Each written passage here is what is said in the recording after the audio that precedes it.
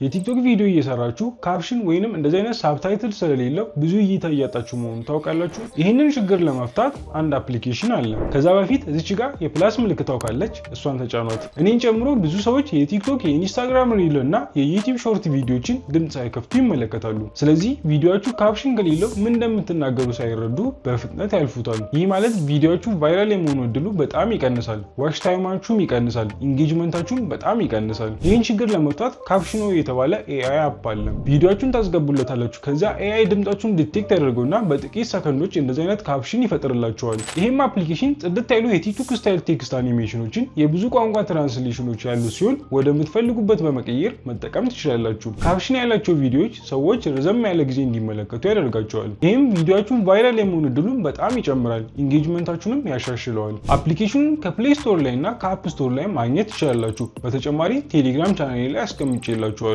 ለዚህ አይነት ቪዲዮ እንዲደርሳችሁ ፎሎና ላይክ ማድረጋችሁ እንዳትረሱ።